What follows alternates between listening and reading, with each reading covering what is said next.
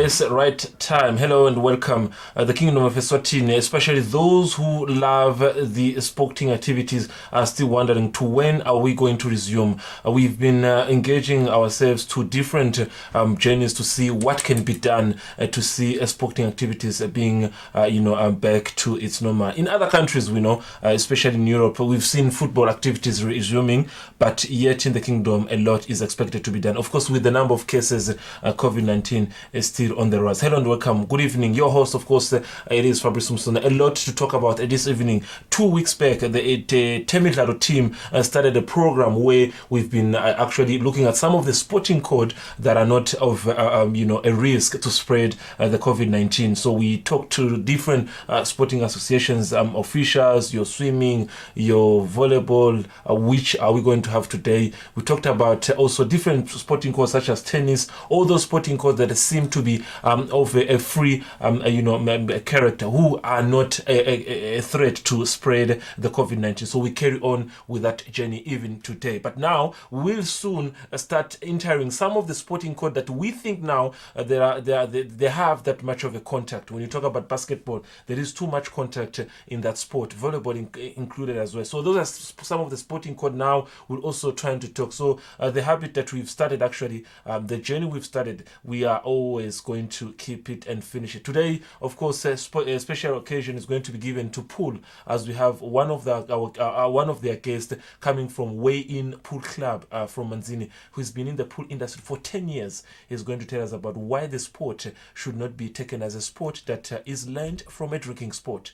That will be, of course, in our top guest. And later on, our in-house analyst, Linda Dlamini, is going to be on my side. We look at motorsport, tech ball, and also we touch on sport like volleyball. To hear what are the officials saying about their sporting codes? Have they submitted their requirements to the National Sport Council, who also have to take them to the Kingdom of Eswatini, to hear some of the ins and outs that are needed for the sporting codes to be given the permission. Otherwise, for the next 58 or 57 minutes so, we're going to be touching on that. How are we doing as a country to try to be back in the mood? I'm already in the company of Temidlalo, who plays for Way In Pool Club. Temidlalo is based in Manzini. Way In Pool Club is based in Manzini. He's been in the industry for 10 years, but for the club, it's been 4 years. I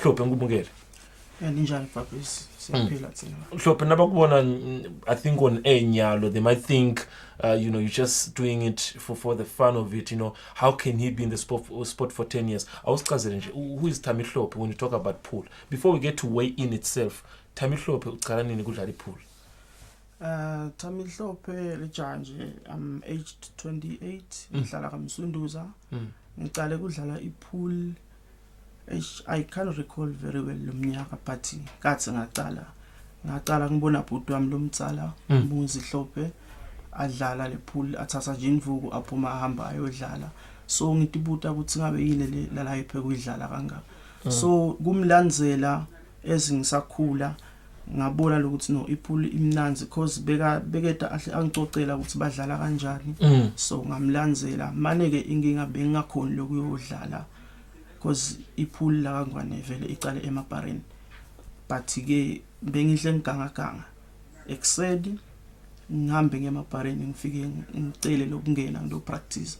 Ngaqala kanjalo nje ngidlala ipool. Kahle kahle nje bengisolo nginaka bhuti wami kakhulu. Not to maybe to get in your private life, but ungena for the pool. Yes, for not the pool. For others. Now, let's talk about now see much things out actually in all those type of sporting those entertainment areas. Now it's 10 years, so if you're 28, I want to believe Bona 18 that time. Yes. So there is a right reserved for you in that place. You could be allowed to enter the place. But what are some of the challenges we're facing as you were coming into those public places to play pool? Okay, all along vele ipool iqale emabareni. But akusiso sport sebantu labanaza tshwala. Le misconception kahle kahle leyo. Sebazamile ke labo labaphethe ipool la kangwane. Ukuyisusa le misconception leyo, because nyalo nje embabane kunema pool rooms. Lapho khona tshwala abungeni akuphenyelana la ngekhathi. Kuna se game room. Kamanzini kunabo Manzini Pool Club, Manzini Pool Room. le nawubheka kubo George Hotel ngiyayibona espeak ikhona i-pool room leti nizawale ngitibalako leto tonke akungenjwala. Now, when you talk about you being in the industry for 10 years, so kahle you struggled to establish yourself. Now, tell us how you joined Way In Pool Club, the team itself. Okay, kahle ngaqala kudlala kumliba. Ngafakwa ngibhuti wami kumliba. Khona ngitoza ngicabanga ukuthi nangabe uyadi ukuthi umliba, it's like umliba lewa embili.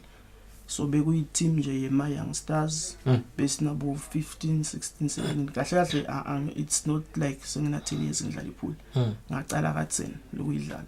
I think I was in form 1 around 2006 or 7. So ngasuka kumliba ngihamba ngayodlalela iSingapore Tigers, if I remember very well legama. Then ngathola i-call ku Babe Muntu, which is the owner Way In. Yes, wacela ukuthi ngiyodlala Way In. Yes. Okay.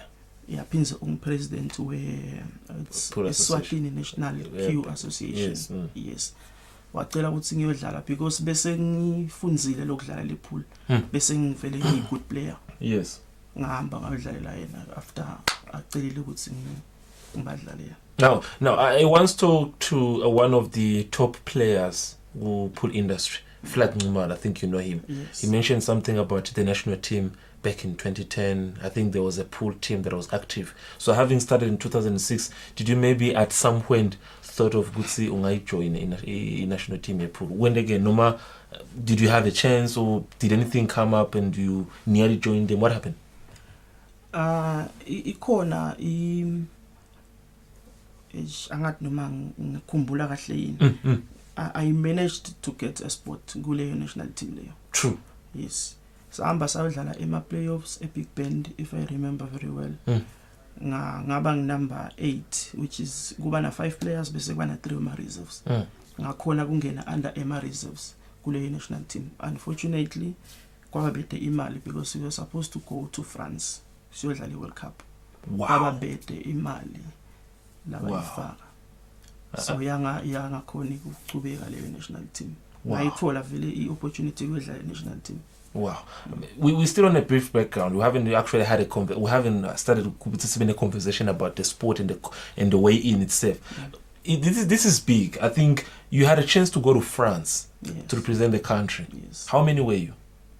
How many? Oh, yes, you said you're supposed to be 5. Or the team itself, how many were you? Kune team ema masters. True. Kune team ema legends. True. Kune team ema under 23 nema under 20. Yeah. Ngasibe 4 teams, if I remember very well. Wow. So you qualified as a team. You're supposed to go to France. What was the name of the tournament? Begu World Cup. Basically World Cup. World Cup.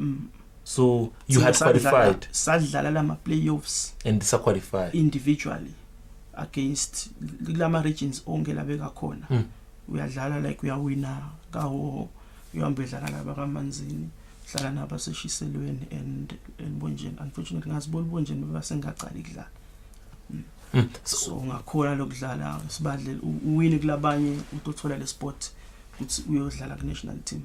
Wow. So there was a qualification to go to France. Yes. The issue was the man. Yes. The post was the country had got a ticket to go for the World Cup 2020 in France. Yes. There you have it. The Kingdom of Eswatini has a lot to do when it comes to representation. We had a chance for a young talented man like Temidlalo to represent us in Paris for the 2020 pool games. What happened? Finances are still a problem. Now we have a nickname, Bobo. Let's talk about that. What does Bobo comes from?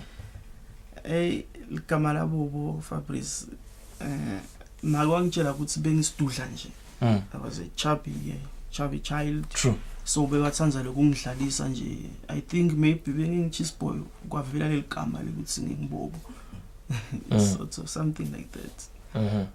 So when we talk about Bobo at this point in time, at the age of 28, you've I think before we come back, I think I will have my colleague Linda Dlamini to touch on this issue of the national team. So other club you've represented in terms of your career, apart from Way In, you also talked about another club you started playing. Other teams maybe you've played for in terms of pool.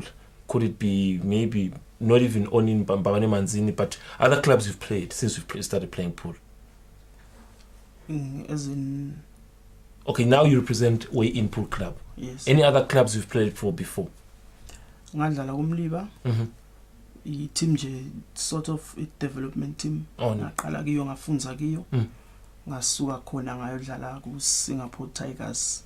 eSingapore bekuna 2 teams, Singapore Tigers. Yes, do you recognize this place on the screen? Okay. Do you recognize the place? Yes, yeah. Nguphi la? Malkens. It's Malkens pool room. It's Malkens. where our team hosts my games at la.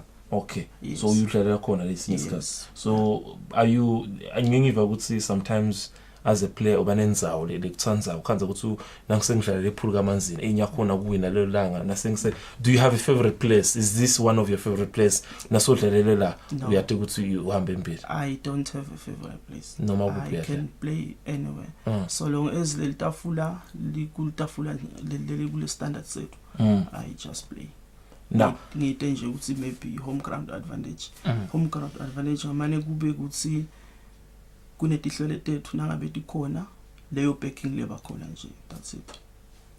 Now let's talk about the issue we touched on, but we just touched on and then we didn't really get into the details. The issue of the bar being the sport being mostly found in the bar.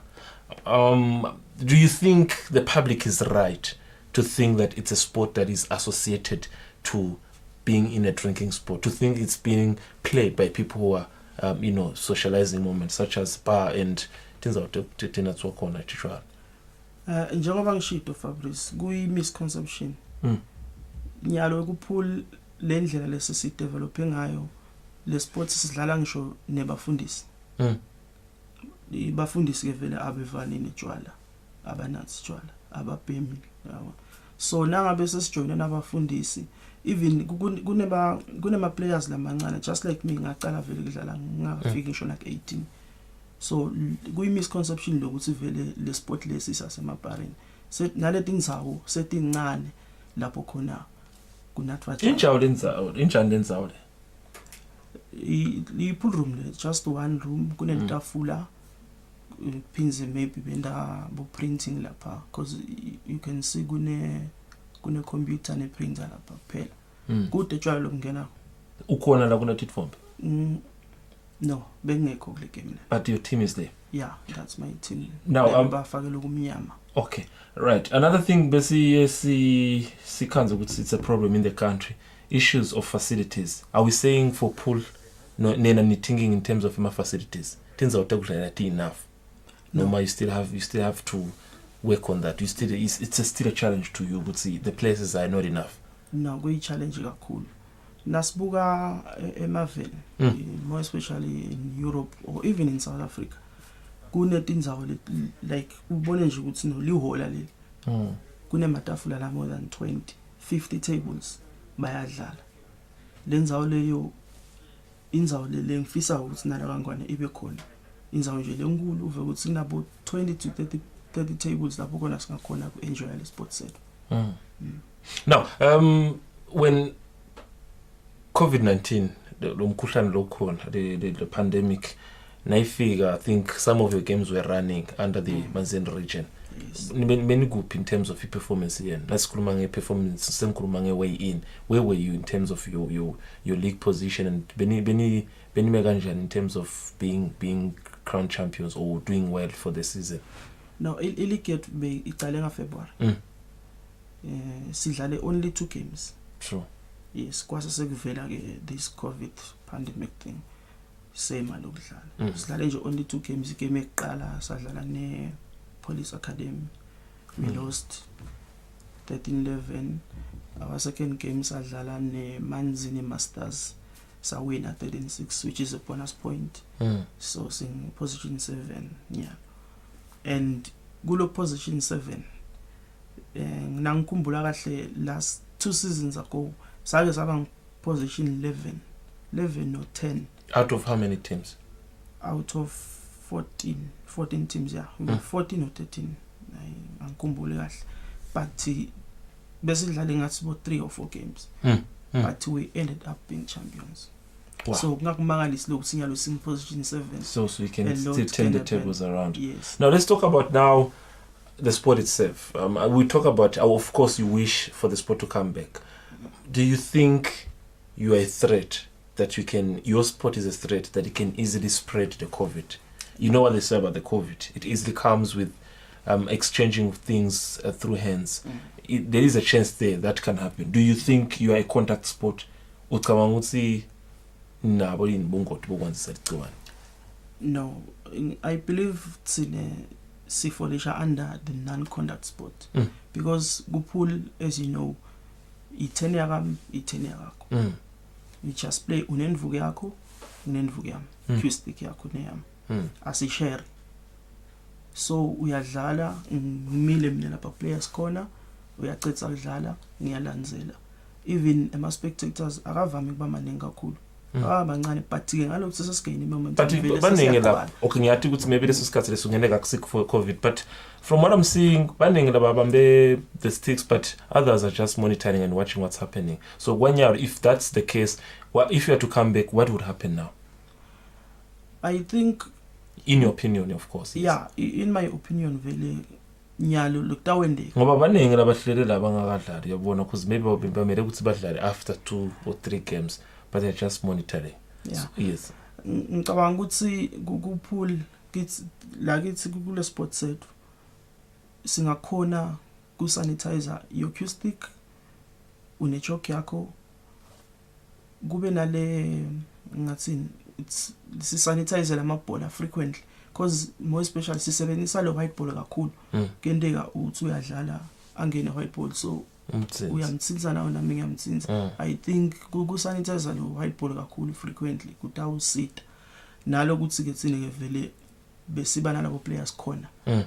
So i social distancing besivele siyipractice. Okay. So uvela uhlale lapha nangabe usadlala lo munye yabo. Manje besichawulana ke na ucetha ukudlala namuntu but ngeke sichawulana nya.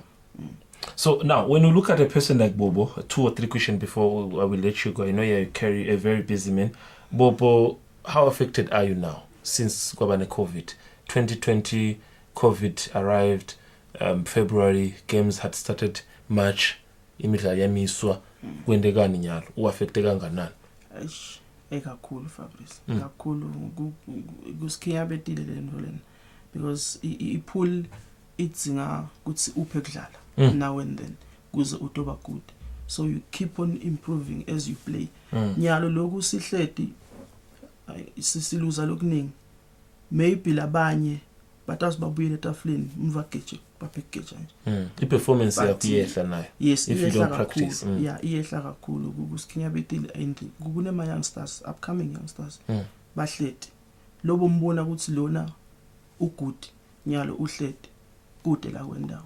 Ngiyafisa nje ukuthi nangabe akhona ama sports labantu awavumela ukuthi aqhubeke ipool ibe sekhathi because kulula lokwethu singaba bede nehlole singakhona kudlala siyakhona futhi nekuthi nje nangabe litafula nalo endlini utihlalele ukuthi upractice udlala noma ubita umngane wakho nidlale noyithu. There you have it. Now one more last question before you go. You're a pool player. For the viewers, maybe they are like you young or anything, but I think for pool there's nothing like age. You can be a 75-year-old, be a pool player. What does it take to be a pool player? For me, it's training, proper training. You have to train hard and uchime with the best to be the best. Mina nje ngachinyiswa ngibhuti wami Muzi is one of udlale nabo flag. Uyatiwa udlalile futhi na national team. True. Yes. So ufuna ukuthi uphe kudlala ujime ipool awumanage uthatha invuku uhambe uye etafuleni. So kuningi lokufuna ukwati kubambana lenvuku ukuthi banjwa kanjani kuningi kakhulu nje. I know 2010 when all eyes were in South Africa, when your eyes were in France for the World Cup, you missed a chance. But there is something big you're hoping for. What's your biggest dream in the sport? Ngiyafisa man Fabrice lokuthi livele lelithuba lekudlala national team and siphinde siwin. Ngiyafisa nje nekudlala with the likes of Bowetsi Morake in South Africa. Ngidlale nje nabo. Sibone lokuthi singafikisana kuphi khona la tafuleni.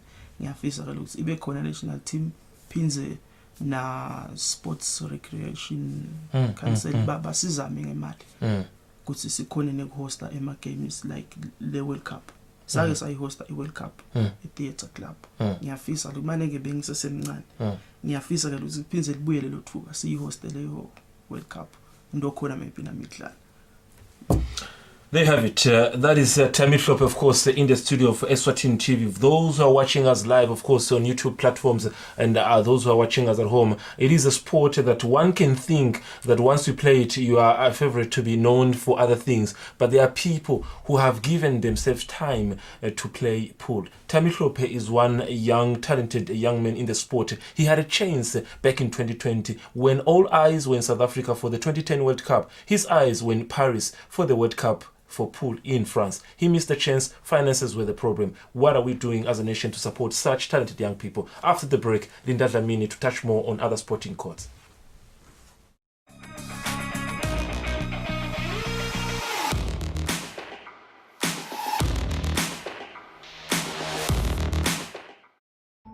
Ligciwane le corona lincane kakhulu.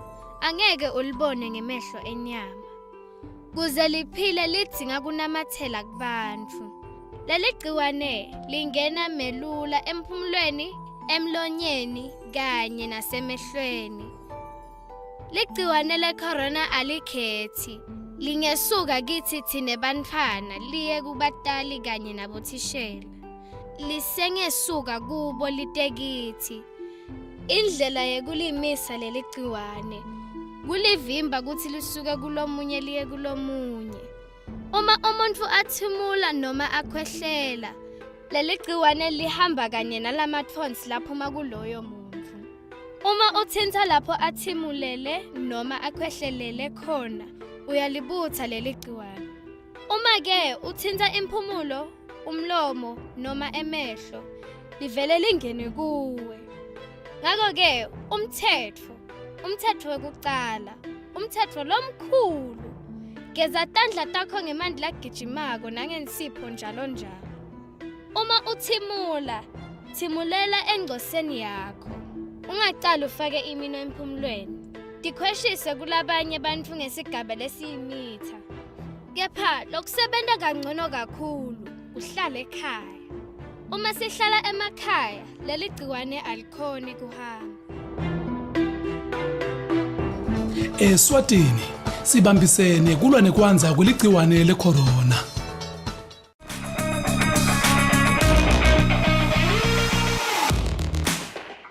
Of course, we're still live on Eswatini TV. Those who've just joined us, hello and welcome. Beautiful moment. And of course, as we touched on different aspects that are affecting our sports industry, it is still a concern to when sporting activities are going to resume. Here, live on Temidlalo, we're touching on different sporting codes that stand a chance to, be back very, very soon. That is, of course, if the Kingdom of Eswatini's government is giving them a green light to proceed. I'm already in the company of Linda Dlamini. Ngiyavusela Fabrice ngivusele nama-loyal viewers ngitithuba lokukhulu ekhaya. Ngosi kunenzaba le ngithusile man, and I think you know why, and you knowing me, I'm worried. I'm worried. We've got above all singathi 26 to 28 sporting codes la kangwane. Siyathi kona ibody hambe embili in terms of other things, not to say ukuthi inkulu than other sporting codes. Sikhuluma in terms of fellowship, but when you talk about World Cup in anything, even if it's a competition of eating, a World Cup la umele live khona, it's something big. Utsini ngalomfana losokala Dlamini. Fabrice ngicabanga ukuthi lithuba le World Cup lifika kanye ngicabanga ukuthi once in a lifetime nangayibeka nje ngesingisi. So uyatholela amathuba uthola ukuthi awakhona ukuphumelela njengoba sosho ukuthi even if kungaba i-World Cup yethu yokudla but lokhu umelelele live wahamba wakompyuter wadlala with the best. Ngicabanga ukuthi lelo lithuba lelihle kuyaye kube buhlungu kakhulu ke Fabrice seniqualifyile nasekumele nihambe nodlala bese kuba bedidimali. Ngicabanga ukuthi lelo silonza lesingayuza siphole nakuye because angiboni leli thuba nalingaphinze livele kwesibili. Ngicabanga ukuthi angabonga emazulu abongene bakubo because dinvolete letivela kanye empilweni. Ngibasta maybe before sisuke kulenzaba le, I don't want to point fingers, but I think when they said Eswatini, because then it was Swaziland, when they say Eswatini has qualified for the pool World Cup 2010, I think I want to understand. They knew those who are in charge of sports locally. So maybe, do you think they faced a challenge really to trying to see where they can send a team? Ngicabanga ukuthi Fabrice kulesinye isikhathi ngike ngasho before ngathi kusamele ukuthi sike siwabukela amanye ama sports sike siphinde sibuyekede kabandi lamanye ama sports because asivamise qualifier kuya kuma World Cups noma ngisiphi sport. So nangabe kufikele lo thuba ngicabanga ukuthi kumele sifunze silive ukuthi kumele labo bamvu labo bachaswe noma ngangidebate indlela asethembe Fabrice because that was 10 years ago ukuthi inyalo lokuse 2020 angeke izetendekele tinvo leto nangabe khona sport noma khona individual equalify lekodlala World Cup sitayichasa and nathi ke la Eswatini TV because bakhona lebe bangadi kumgomo wethu lokusibati lesive sati yes mhlambe nama potential sponsors nabo laba ngakhona ukuthi bachase ngaleto imali ngicabanga nje ukuthi tinvo lotonge leto kumele ukuthi simaswati sike sidibuke ngoba the entire world eyes were on the 2010 World Cup in South Africa. There's nothing wrong with that. Siyetsana sonke ibhola. But sibenelithuba ukuthi umuntu asimelele eFrance. Besinelithuba ukhuluma kahle Fabrice wonke mehlo vele bekabuke iSouth Africa World Cup but besingaka qualify thina ngalapho le because it was FIFA World Cup for pool. Sa qualify for pool ngicabanga ukuthi nako lo but ke njengoba ngisho ukuthi that was 10 years ago le sport ngalendlela lesesikhule ngaso 10 years ago besingeseko kanje. Yes bakhona labanye badlali benational team lesibabonile bodoji nabo sababona ukuthi cishe ba strong nawa bahamba ba compete ngaphandle bakhona lokusimelela but nje nyalo 2020 ngicabanga ukuthi iningi letinvo lekumele ukuthi stilungise. Talking about the young man Temidlalo was in the studio. Singasho ukuthi the sport he says now buga they are non-contact sport. They should be given a green light, but the misconception master would say it's a sport that is played in bars. They should not think that now pool say that's something that people should not have in their mind.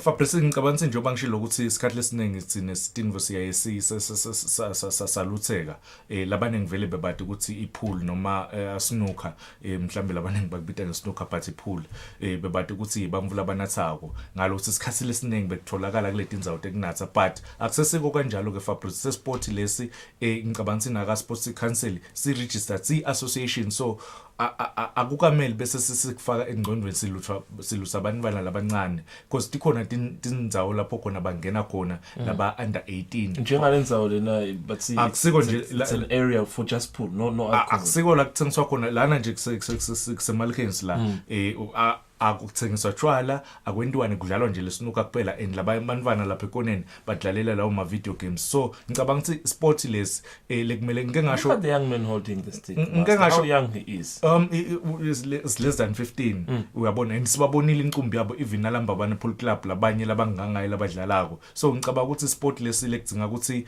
if bamvana batawukhuliseka kahle bangakhi ke bothami labatawu qualifier baqale ipool ba at of 13 but our qualify nasebana bo 2021 ke World Cup.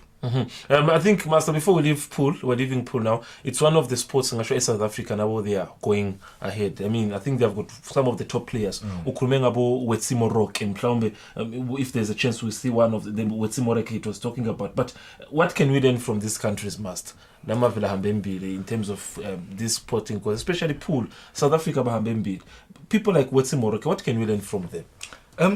Fabrice ngicabanga in South Africa tinvo malindlela labathatha ngayo ema sports tehlukile bengikhuluma nalomnye thishela ngeweekend ngithi if kusengabi esikolweni ukuthi ma sports a part of letifundvo letifundvako kude lesingakhona silive angeke size sikuncephetele lokho because nangabe kwakhiwa i-timetable yesikolo kubukwa necalendar yeminyaka yabona letinvo letomele thambisane so lama sports akube khona lokuthi ngeliviki afundwa kangaki afundwe kungayiwa nje kodlala kuphela after school afundwe lama sports casho bo bantu labatawudila nga sports science nabo sport teach tonke letinvo leto ticalele esikolweni because incumbi yalabantwana basesikolweni uhulumende wembubeke sewente kahle ukuthi bantwana bafunza mahala esikolweni ngicabanga ukuthi bonke labantwana nabasesikolweni bafunza lama sports bafunza netifundo because letinvo kumele hlangabetani angeke size siyenza Fabrice. There you have it. Of course,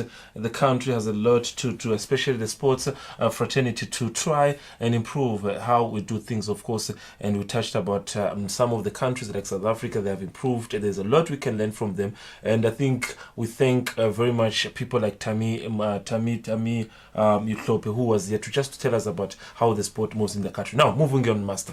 There is darts. We talked about this. We also talked about how they can move and can be a sport that is not also a problem. Now, this is chess then. Chess is one of the sport in the country. Singasho is also gaining, momentum. People who are playing chess in the country, Singasho Master, the number is increasing. From this picture I'm watching, you can see both gender. You talk about male and female. The sport is gaining momentum. Now, it's one of the sports Singasho Master nabo deba submitted ukuthi abasi ingoti ukuthi banganisali uyibona njani lenza. Chess, Fabrice, is one of the most popular sports emhlabeni. Ngicabanga sport lesifuna ukuthi uconcentrate lesidinga ukuthi uhlale nobabili nibukane nale opponent yakho, but ke siyathi ukuthi na ngabe udlala ichess le distance ngicabanga ukuthi ayibi ngetulu kwemitha, so ngicabanga ukuthi dinvo lethu lekumele ukuthi batibuyekete nangabe kudinga ukuthi babuyele emidlalweni. And sibonile ke nalapha nje kamanzini eholeni labo la kudlala khona ichess la Eswatini. Kuyagcwala ngicabanga ukuthi banga arrange bona babuke ukuthi lamatafula angaba nangakho lama chessboard kungahlala ngakho ebamvu la khathe holeni mhlambe nangabe beklala 20 ebamvu sekuhlala 5 ebamvu labanye bangene babe igroup yesibili bakhona arrange kanjalo because nale distance ke sengishilo Meter, yeah, it's not a meter, yeah. Basonzelane kakhulu. You can easily sneeze and the other one catch. Uyabona ngaphenze arrange kabusha ke lokho ukuthi bahlala kanjani. Now, one way we're trying to deal with this situation, of course, when you touch on a topic, we of course have to communicate with officials who are relevant, who speak on behalf of the organization. We have got Mr. Msibi already, who is the president of the Eswatini Chess Federation. We are live Eswatini TV. Eceleni kwami kuna Linda Dlamini. Asibusele Fabrice nawe Nkosi. Yes. I think some of the things that we're trying to touch on today is the issue of resuming activities. Now, Buga as chess so far in terms of COVID-19 since Temidlalo imisiwe. Silimele kakhulu Fabrice njengoba nje thina imidlalo yethu cishe vele iqale lokudlala ihambisana necalendar yethu ihambisana nale yahulumende, and le part le ukuqala vele iphathi le pest kakhulu ngalokuthi sinema activities development abo mass participation, so vele yonke nje leyo part leyo kusukela nga-April so imile vele ayiqhubeke, and ke njengoba wathi ke we are developing sport makuthiwa nje ama-activities ethu lafaka abo mass participation abo development bamile vele lokho kusetha back kakhulu. Mhlawumbe lomunye mbutho Ndlondlo ngibuta ukuthi how sure are you or how safe would it be if banivumela ukuthi nibuye nidlale? Singakwenda konke lokufanele ngoba vele naloku nje imidlalo yethu ingadlalwa kubo online, but badlali bethu sebasehlupha mani ngalokuthi bafuna ukudlala over the board. Vele sithimisele ukuthi sente konke lokufanele lokudingeka ukuthi sikwenda, and is being le ndlela abadisciplined ngayo abadlali bethu, we know ukuthi singakwenda kuphumelele njengokuthi nje silandzele yonke imigomo yekuhlobo. Dlamini, I think, has got one or two questions. Dlamini, Ndlondlo umbuto umunye kimi lo ngabhekisa kuwe nje ukuthi ni association bese ningena hlangana endvele njengoba seva ukuthi badlale uthi banihlupha bayafuna kubuyela kubadlali bese ningena hlala endvele nahlangana nabuka ukuthi nakungathiwa uhulumende uyanivumela ukuthi buyelane nidlale ngitiphi leti ngoni leti ngatihamba ukuthi badlali babe safe. No, angibonge Nkosi. Vele sesihlangene Nkosi, sabona sesicishe sihlangene noma kabili noma kathathu le senda ama-plans vele la nangu senda nema-budgets ethu la kubukeka ukuthi kuleto tinto lesingatidinga ngoba njengakithi nje imidlalo yethu vele kusebenza kakhulu letandla, so sesibukile nje nalapho ukuthi cha singathi into njengaboma-gloves sidingane ukuthi sanitize le-equipment yethu nalamahola nayo yonke le nto leyo cishe sesiplanile vele siyabekisa nje ukuthi uma kungathiwa uhulumende uyasikhulula vele singasheshe siqale kakhulu ngoba sekubaya nje ngokuthi lawo ama-partners ethu singasibambisane nawo ukuze sithole konke lesidingako uma ngabe sivumelana ngawo singaqala vele immediately sesilungele as an executive. Ncase indlondlo kokukhathalelweni bengimthinte emunye umbuto ngiyaye ngibuke lapha nangabe kudlala labadlali labang2 le distance mhlawumbe ungakuchaza ukuthi kuvamise kuba I distance lenganani and nini ningaphinze nikubuyeke eteni ukuthi le distance icishe ibe ngetulu kwemitha. Ngiyabonga muhle umbuto embe njengoba wathi nje vele I-contract la ke sivele has been suspended njengokuthi nje sakhawulana vele bese kuvele kuvaliwe nalokukhawulana le distance lebanganga ivama nje kuba nganga distance yeli normally yelitafula but ngicabanga ukuthi amatafula la ndlela ngiyobe sesidlale ngawo la across ngalobudze ba ngalobukhulu bawo but sesibukile naloko ukuthi uma ngabe kuze kusiyendlulisele kakhulu ikhulise le distance sesingadlala across ngalobudze bawo instead ngalobukhulu bawo so that labadlali batawukhweshelana. Ndlondlo mhlawumbe sivala some of the programs expected to take place when you resume your games singasho ukuthi I-calendar of activities yonime kanjani? Okay tinto nje lebesi simgqoka ngato ikakhulu kade ukuthi kwekuqala kufuna ukuthi sibe ne-AGM bese siba nema-awards during that same day kubhekeke ukuthi futhi kuqale i-league yethu immediately after sibe ne-AGM sisawubuka ukuthi uhulumende uthini ngalesi ndaba sekuhlangana ngoba njengoba bengishito ukuthi sinele ama-events abo-mass participation nabo bo-development satawubuka ukuthi lapho singakwenda kanjani ngokuthi sisitegarishe lawo ma-events lawo leyo ukuze inombolo sethu sisivumele so ngulawo lengathi cishe asedude kakhulu. Asibonga kakhulu Ndlondlo for the time and I think sitawuchubeka sibe in touch in case anything develops. They have it, Dlamini. I think the question that also I had in mind is that the distance where you and I are seated, it's not even the distance they have, but if they can do that, then if they can ensure that, then I think they are safe. The issue of gloves, I think it can help. If then you rotate the players when you're using your gloves, then there is safety for both partners.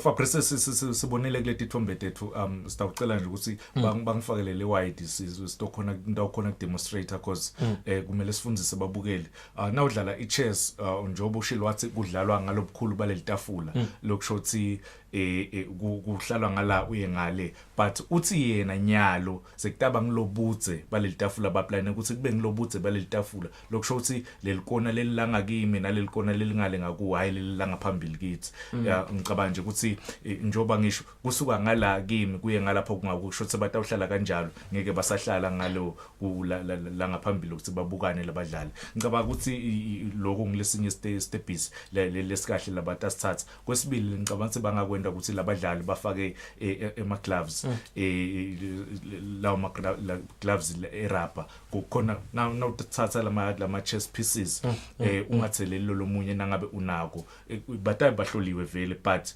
kwenda show ukuthi awutheleli lomunye bafake lama gloves basanitize ngicabanga ukuthi indlela leto labangakona ukuthi apply abahlangabethe uhulumende balwe nayo iCovid ezichubeke ama sports. They have it.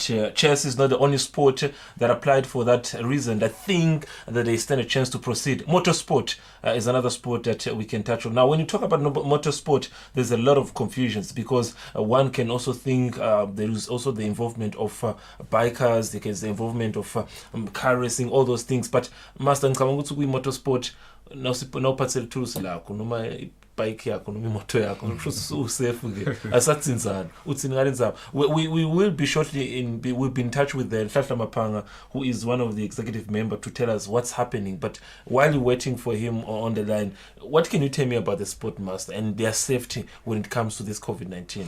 Imoto sport ngicabanga ukuthi Fabrice wonke umuntu uyayisebenzisa imoto suka noma ngabe ngiphi imoto but bona babe sesebakwenda kuba sport angiboni ukuthi bungodi bungaba khona ukuthi umuntu lithulusi lakhe noma leyo toy yakhe uhambile udlala ngayo le moto ugibele lapha emotweni wa racer nalomunye noma nangabe kwenziwa lawo ma events landiwako ukuthi kungaba nebungodi angicabanga nje ukuthi bona ngicabanga ukuthi bona ba safe kakhulu because vele timoto tisebenta mihla leyo Fabrice sigibela tona even nemakhumbi ma public transport sigibela tona noma ke uyemsebentini igishelwa tona ngicabanga ukuthi bona Fabrice vele ba safe kakhulu. And of course, we're still waiting for Mr. Hlamapang, executive member of the Eswatini Motorsport. But when you look at Motorsport, Master, I think I like how they have brought us the entertainment aspect. When people do attend to watch what's happening, it is more of an entertainment aspect rather than saying I'm going to just to follow the sport and see how it's done. It's done in the entertainment way. Ngicabanga ukuthi lokumele bacikelele kakhulu because sibonile ukuthi inombolo iyakhula ku motorsport kulama competitions abo nama kulama events abo lokumele bacikelele kakhulu ngilama fans noma ngile crowd lesuke itekutobukela ukuthi batawuhlela kanjani lapho ukuthi bayangena yini noma vele abangeni at all asati ke because nangabe amaningi labacubita imoto laba yodlala lapha let's say maybe ba over 200 ukuthi batabamisa kanjani batawungena ngetigaba yini noma batawuvele babangenise bonke stawuva ukuthi bona baplanene.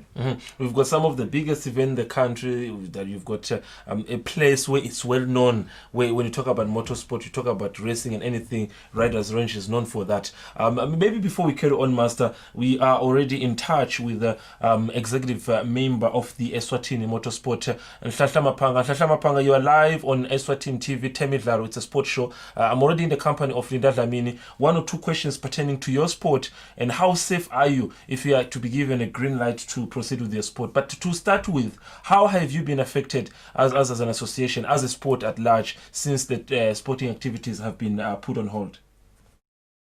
Hi, Fabrice, and hi to your viewers as well.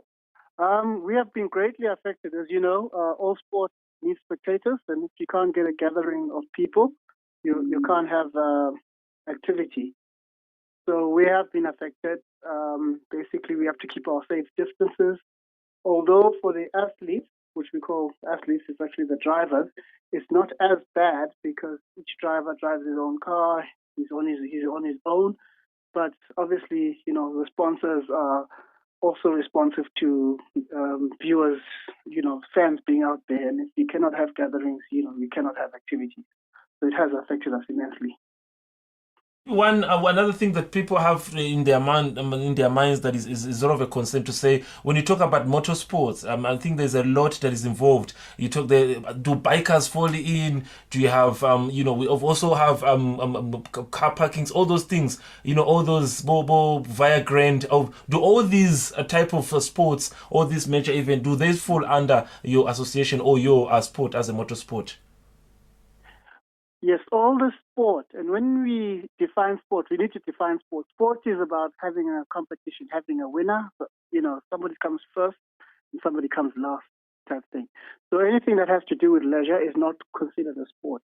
So yes, in ours we have motorcycling, which is races as well. We have drag racing in our as part of the activities we do. And the most interesting one that we've introduced is actually go-karts. We had just had our first race with go-karts, which was very, very popular. We can't wait to get started again. So yes, we've got go-karts, and then we've got the high-speed gymkhana that we do. We also have drag racing with cars as well. Sure. Like I said earlier on, Babe Mapanga, I'm in the company of Linda Dlamini. He has 1 or 2 questions, Dlamini. Mr. Mapanga, sike sabona ukuthi ema events incumbi noma ema competitions incumbi lama bashayeli betimoto baya nengakhulu niboka kuthini nangabe uhulumende anika le green light ukuthi nichubeke nidlale but awungena ngetigaba ngekushiyana noma vele kutaba ngithela wayeka. Thina siyakhona lokuthi sibahlelembise labo driver bethu ukuthi bangangeni ngesikhathi sinenzawo yethu lapha riders laba basivula ukuthi sisende umjaho khona sikhala siningi lapha ukuthi mhlawumbe abantu bangaba ne-social distancing nako konke so vele kungconywana lokwakithi ukuthi singakhona ukuthi sisende sure ukuthi nje le mithetho ya WHO siyayilandzela. Maybe one more. No. All right. Sifarisa Babe Mapanga, 1 or 2 maybe major event expected maybe on the calendar before the end of the year. Our championship is 5 rounds. We've only managed to have 1 round. We are just about to get together to say lama rounds lang 4 siwenda njani. Do we maybe reduce the number of rounds or and so on and so forth? But if it's a executive, because the other thing, like I said, spectators to come and watch. It helps fund the event, and at the same time, siyacabanga ukuthi nama-sponsors phela funa ukuthi a-advertise. So nangabe kuthi labantu aba-advertisela, then they're not getting any value for their sponsorship. So sesizawubukela maybe other ways ukuthi singa live stream lama-races ethu into enjengaleto nje, but sisatobukela all avenues lesingawathola ukuthi, how can we get the sport going again. Thank you very much, Mr. Mapanga. And of course, you being a man of many talents, we hope that next week when we we contact you pertaining to basketball to understand how contact it is a sport, we will get your feedback. Yes, unfortunately, basketball is high contact, fella. So we are still working on the measures given to us by FIBA through WHO recommendations as well to see how. Mr. Mapanga, ngakhohlwa kulenze album yakho se.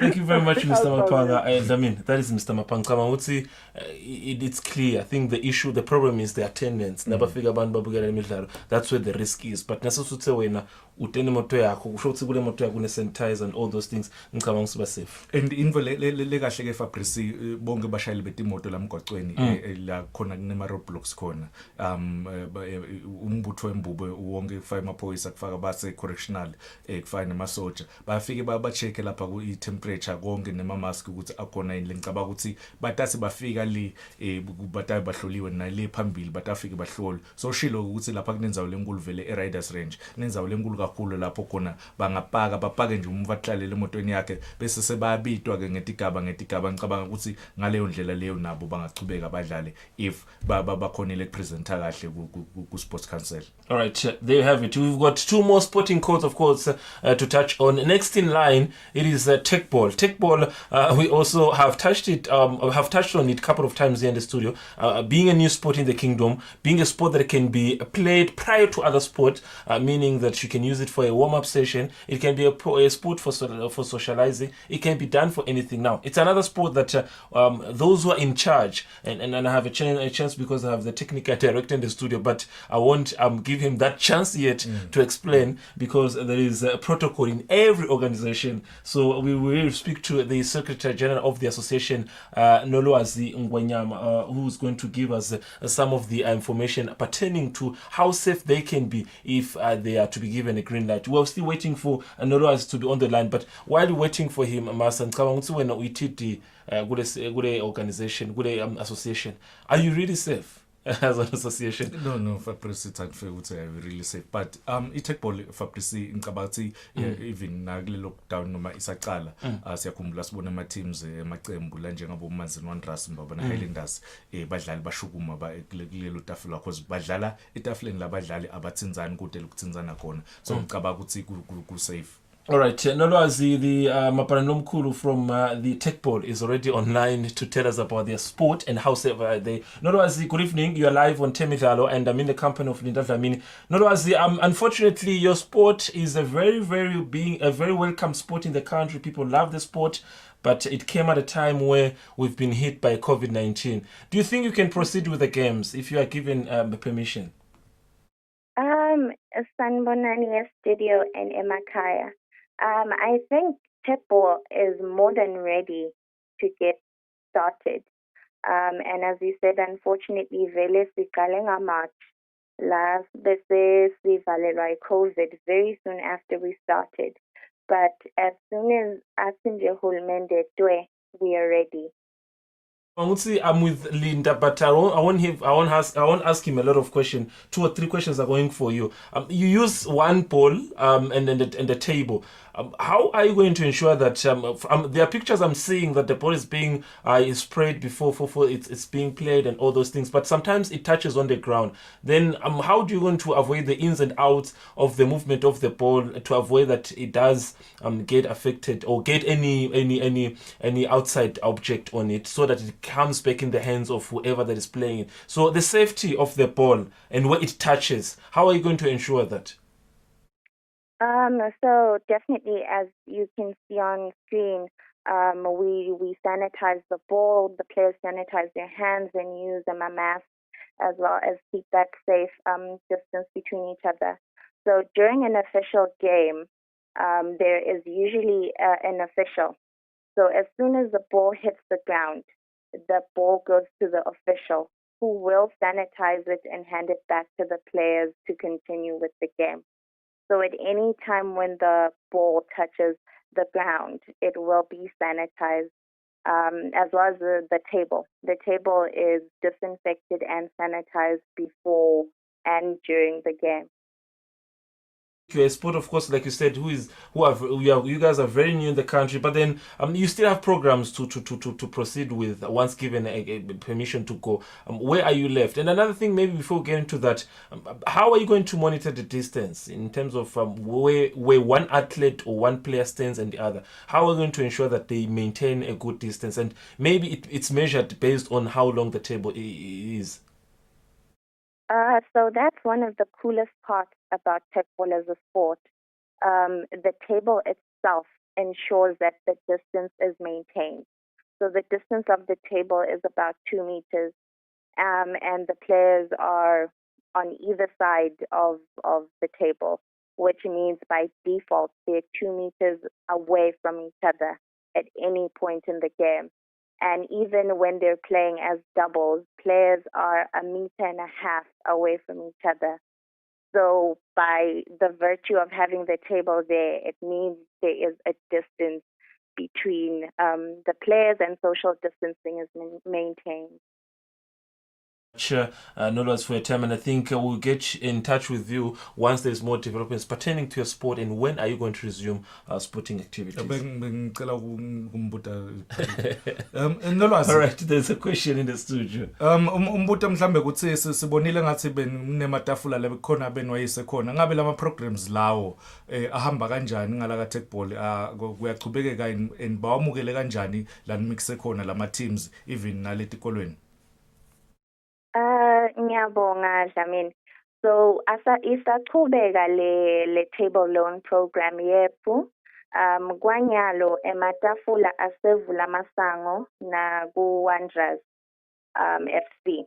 So besiwamikisa kuma teams aka Premier League lana ma clubhouses. Atawukhona kuchubeka dlalele sport keep us fit while in the vicinity of home and not traveling far. And feedback has been overwhelming. Bayijabulele kakhulu iTekball ukuthi babambise ngalesikhathi lesi ngalokuthi abakhoni kuyojima abakhoni ukuthi keep us fit outside of the clubhouse.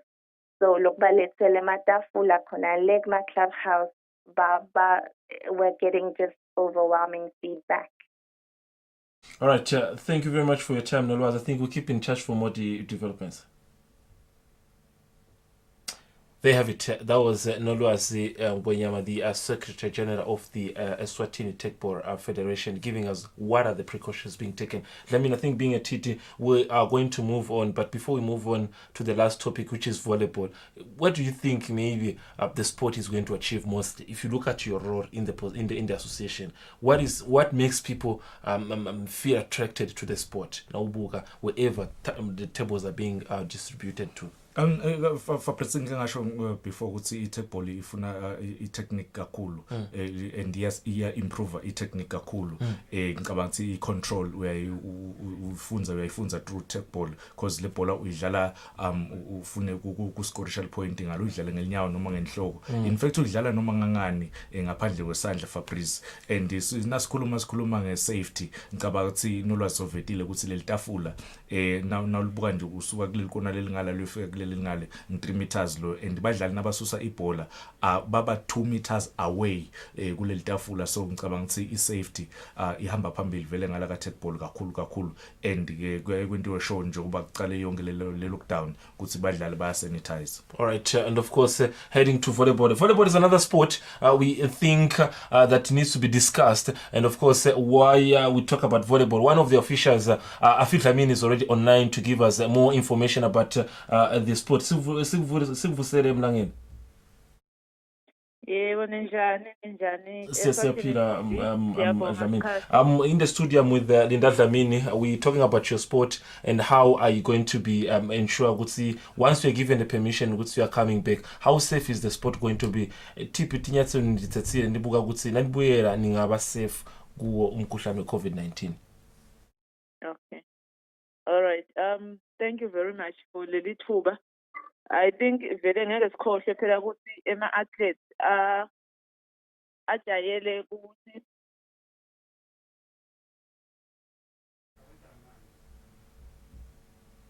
Yes, I think we're still with you, Afi. Yes, sorry about that. Ngithi ngeke sikhohle ukuthi ema badlali vele balangatelela kubuyela, but as association sine responsibility nathi kwenda sure ukuthi if babuyela usafe kude labatawuthi kube lula lokuhamba nekwanza kwalegciwane.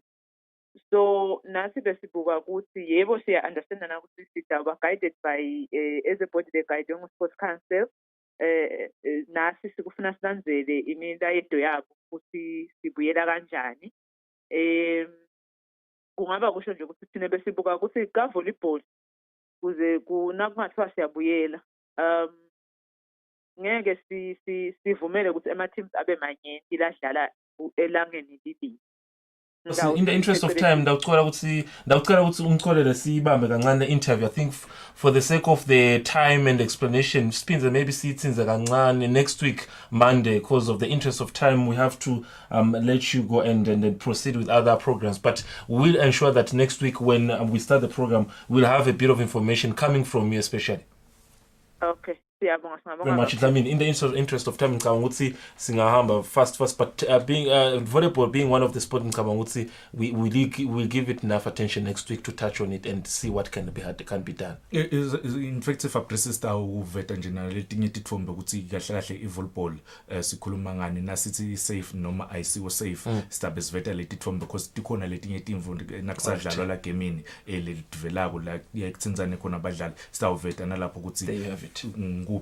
All right, there you have it. In the interest of time, of course, we have to love and leave you. For those, of course, who were watching us live on YouTube, it was a beautiful moment, of course, being with you. Do not miss this chance next time, next week, same place, same time, same day, of course. Otherwise, for the entire crew that brought you the program and the host, together with the co-host, Linda Dlamini, Sidlala Gomnons.